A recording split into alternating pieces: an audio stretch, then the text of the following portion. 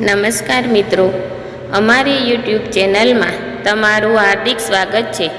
જો નવા હો તો અમારી ચેનલને લાઈક, શેર, સબસ્ક્રાઈબ જરૂર કરી દેજો। તો આજે આપણે એક સરસ મજાની કહાની વિશે જાણીશું। તો ચાલો આપણે શરૂ કરીએ આજની આ કહાની। પૂરી સાંભળવા નમ્ર વિનંતી। હિન્દુ ધર્મમાં અંતિમ સંસ્કાર સમયે કેટલીક ધાર્મિક વિધિઓ કરવામાં આવતી હોય છે। તેમાંથી એક વિધિ મૃતકના મોંમાં તુલસીના પાન અને ગંગાજળ મૂકવાનું છે। મૃતકના મોંમાં તુલસીનું પાન અને ગંગાજળ નાખવા પાછળના ખાસ કારણો છે।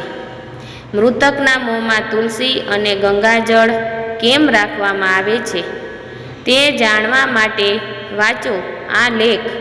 હિન્દુ ધર્મમાં જ્યારે પણ કોઈનું મૃત્યુ થાય છે ત્યારે ઘણી બધી ધાર્મિક વિધિઓ કરવામાં આવે છે।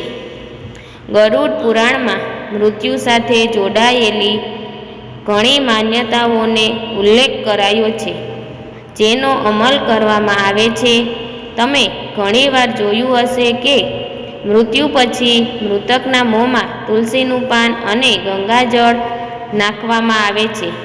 તેથી સાથે મૃતકના કાનમાં રામ રામ નામનો જાપ પણ કરવાની પરંપરા છે।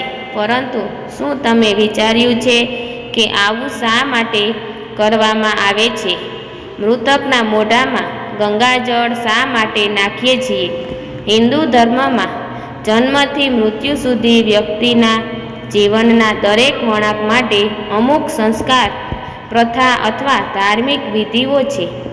હજારો વર્ષોથી ચાલી આવતી આ પ્રથાઓ અને કર્મકાંડો પાછળ અલગ અલગ કારણો છે। તેથી જ રીતે વ્યક્તિના મૃત્યુ પછી એક ધાર્મિક વિધિ કરવામાં આવે છે, જેને અંતિમ સંસ્કાર કહેવામાં આવે છે। આ ધાર્મિક વિધિ અંતર્ગત એક પરંપરા છે, જે મુજબ મૃત વ્યક્તિના મોંમાં તુલસીના પાન અને ગંગાજળ નાખવામાં આવે છે। ગંગાજળને પવિત્ર માનવામાં આવે છે। વાસ્તવમાં એવું કહેવાય છે કે જ્યારે મૃત્યુ પછી આત્મા યમરાજ પાસે જાય છે ત્યારે તેને તેના કર્મો પ્રમાણે ગંગાજળમાં સ્નાન કરે છે। તેના તમામ પાપો ધોવાઈ જાય છે। તેથી જ્યારે કોઈ વ્યક્તિ મૃત્યુ પામે છે ત્યારે તેના મોંમાં ગંગાજળ નાખવામાં આવે છે, જેથી તેને તેના પાપોમાંથી મુક્તિ મળે છે।